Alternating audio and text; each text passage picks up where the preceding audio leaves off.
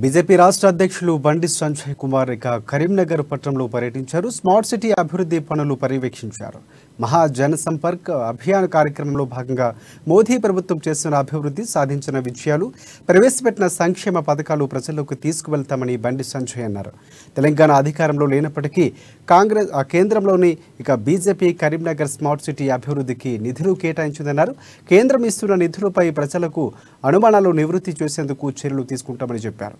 వేములవాడ ఘటనపై స్పందిస్తూ చెప్పులు వేసుకుని గుడి లోపలికి వెళ్లే సంస్కృతి తమది కాదని, కొందరు కావాలనే తమపై దుష్ప్రచారం చేస్తున్నారని మండిపడ్డారు.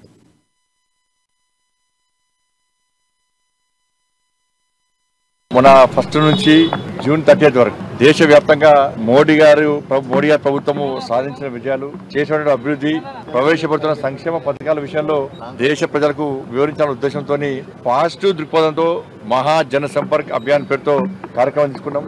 అనేక రకాల కార్యక్రమాలు అన్ని మోర్చాలను కలిపి సంయుక్త సమావేశం ఏర్పాటు చేయడము, సోషల్ మీడియా ఇన్ఫ్లుయెన్సర్స్, సమాజాన్ని ప్రభావితం చేసినటువంటి మేధావులను కలవడము, దాంతో పాటు ఏదో ఒక అభివృద్ధి కార్యక్రమం, కేంద్ర ప్రభుత్వం చేసిన అభివృద్ధి కార్యక్రమాన్ని సందర్శించడం, పరిశీలించడము, ఇట్లా రకరకాల కార్యక్రమాలను కొని మేము ముందు ప్రయత్నం చేస్తున్నాం. దానిలో తెలంగాణ రాష్ట్రంలో కూడా అనేక కార్యక్రమాలు తీసుకుంటాం. అనేక మంది కేంద్ర మంత్రులు కానీ, కేంద్ర నాయకులు కానీ రాష్ట్రానికి వస్తున్నారు. ఈ రాష్ట్రానికి సంబంధించిన నాయకులు వేరే రాష్ట్రం కూడా పోతా ఉన్నారు. దానిలో భాగంగానే ఈ రోజు కరీంనగర్ లో స్మార్ట్ సిటీని ఈ రోజు విజిట్ చేయడం జరిగింది. సాయంత్రం ఎలకతుర్తి రోడ్డు కూడా ప్రకాష్ జావడేకర్ వచ్చారు. నిన్న కూడా సంయుక్త మన సీనియర్